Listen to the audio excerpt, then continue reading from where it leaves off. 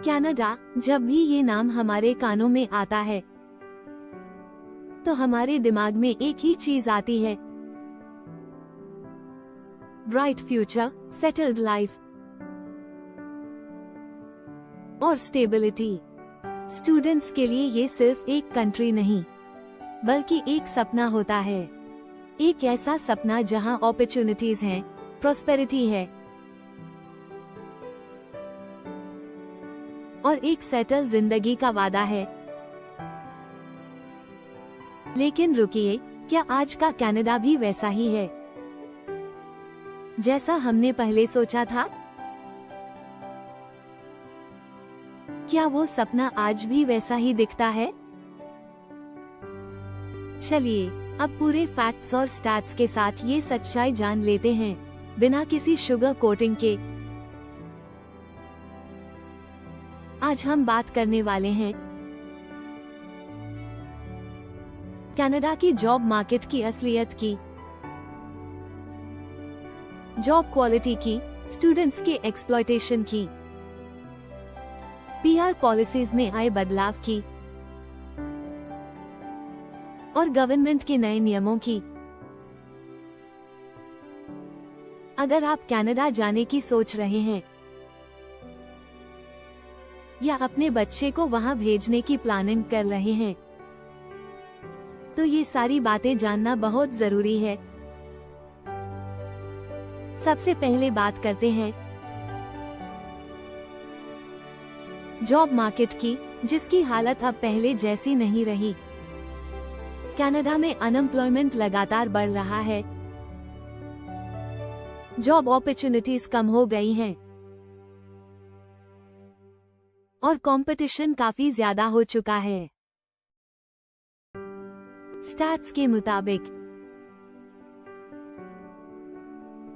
हर एक जॉब के लिए 2.7 लोग अप्लाई कर रहे हैं, यानी एक ही नौकरी के पीछे लगभग 3 लोग लाइन में हैं।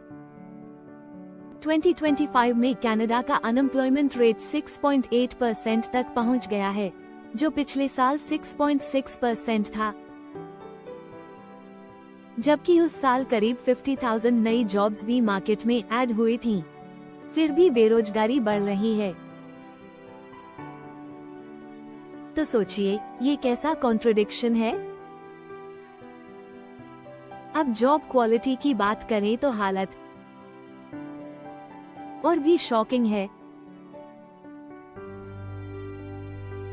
टियर 1 यूनिवर्सिटीज के स्टूडेंट्स, जिन्हें नॉर्मली अच्छी जॉब्स मिल जानी चाहिए, वो भी आज part time gigs, labour jobs और डिलीवरी सर्विसेज तक सीमित हो गए हैं। ना वो अपनी ड्रीम जॉब पा रहे हैं और ना ही अपने देश से लिया गया एजुकेशन लोन रीपे कर पा रहे हैं। टियर 2 और टियर 3 यूनिवर्सिटीज के स्टूडेंट्स की हालत तो और भी खराब है, क्योंकि उन्हें तो जॉब प्रायोरिटी में ही नहीं लिया जाता। ये एक हार्श रियलिटी है जो बहुत कम लोग बताते हैं। इंडिया से पेरेंट्स जो लाखों रुपए इन्वेस्ट करते हैं अपने बच्चों की एजुकेशन में, वो पैसा सीधा यूनिवर्सिटीज और कॉलेजेस की पॉकेट्स में चला जाता है। जो पैसा स्टूडेंट्स वहां अर्न करते हैं,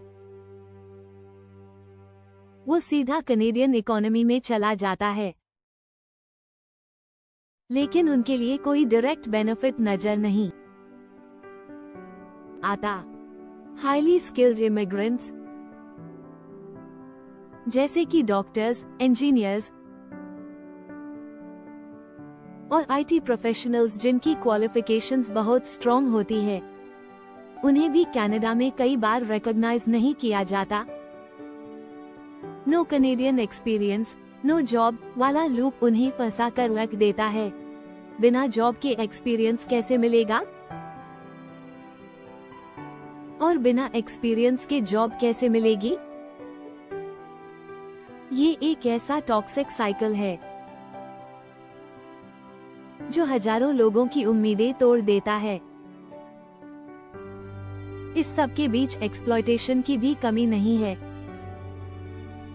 रेंट के प्राइसेस आसमान छू रहे हैं और स्टूडेंट्स के लिए बेसिक लिविंग भी अफोर्ड करना एक स्ट्रगल बन गया है। कई स्टूडेंट्स फूड, क्लोथिंग और रेंट जैसी बेसिक चीजों को लेकर परेशान हैं। कई बार तो हालत इतनी खराब हो जाती है कि लोग डिप्रेशन में चले जाते हैं या स्टाफ तक हो जाते हैं। एम्प्लॉयर्स और लैंडलॉर्ड्स इस मजबूरी का पूरा फायदा उठाते हैं। कम पेमेंट, ज्यादा काम और अनफेयर कॉन्ट्रैक्ट्स, ये सब अब कॉमन बन गया है। अब बात करते हैं पीआर पॉलिसीज में आए बड़े बदलाव की। अगर आप कनाडा में सेटल होना चाहते हैं तो ये नए रूल्स आपको जरूर जानने चाहिए। सबसे पहले बात करते हैं बाइलिंगुअल ट्रैक की। जैसा कि हम जानते हैं, फ्रेंच कनाडा की दूसरी ऑफिशियल लैंग्वेज है। अब गवर्नमेंट ने पीआर के लिए फ्रेंच स्पीकर्स को प्रायोरिटी लिस्ट में डाल दिया है, यानी जिन स्टूडेंट्स के पास फ्रेंच प्रोफिशिएंसी है उनके पीआर के चांसेस सिग्निफिकेंटली बढ़ गए हैं। अगर आपकी फील्ड में जॉब अपॉर्चुनिटी नहीं है तो आप बाइलिंगुअल ट्रैक ऑप्ट कर सकते हैं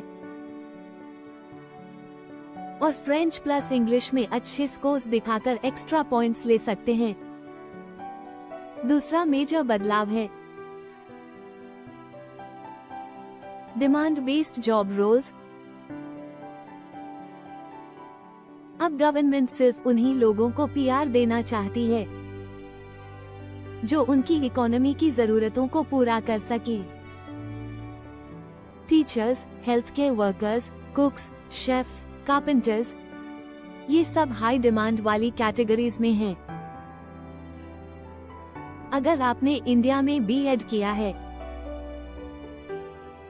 या टीचिंग बैकग्राउंड है तो आपके लिए ब्रिटिश कोलंबिया और ओंटारियो जैसे प्रोविंसेस में पीआर का रास्ता थोड़ा आसान हो सकता है। सिर्फ टीचर्स ही नहीं, हेल्थ केयर वर्कर्स और स्किल्ड ट्रेड्स वालों के लिए भी ये एक गोल्डन अपॉर्चुनिटी है। वहीं दूसरी तरफ जिन सेक्टर्स में अब डिमांड नहीं है उन्हें प्रायोरिटी लिस्ट से हटा दिया गया है। एक बड़ा एग्जाम्पल है ट्रक ड्राइवर्स का। 2 साल पहले जिनकी खूब डिमांड थी, अब उन्हें लिस्ट से बाहर कर दिया गया है क्योंकि सप्लाई ज्यादा हो गई है। अब इसका मतलब साफ है, अगर आप कनाडा जाने की सोच रहे हैं तो बिना सोचे समझे किसी भी कोर्स में एडमिशन मत लो। सबसे पहले चेक करो कि आपकी फील्ड कनाडा में डिमांड में है या नहीं। वही कोर्स चुनो जो आपको फ्यूचर में सिक्योर बना सके। स्मार्ट डिसीजन लेना आज की सबसे बड़ी जरूरत है। सिर्फ कनाडा पहुंच जाना सक्सेस नहीं है,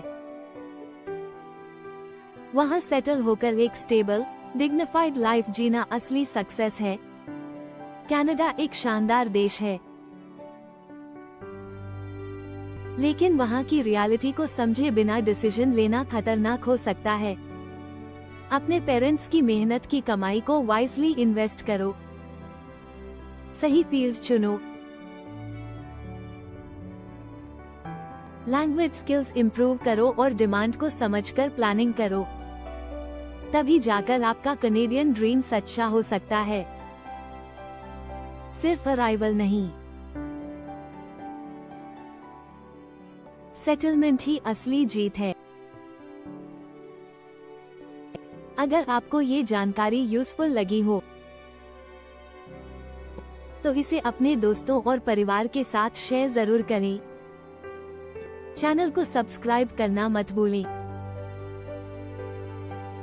क्योंकि हम आपके लिए ऐसे ही इंफॉर्मेटिव और आई ओपनिंग कंटेंट लाते रहेंगे। मिलते हैं अगली वीडियो में, तब तक के लिए स्टे अवेयर, स्टे इन्फॉर्म्ड।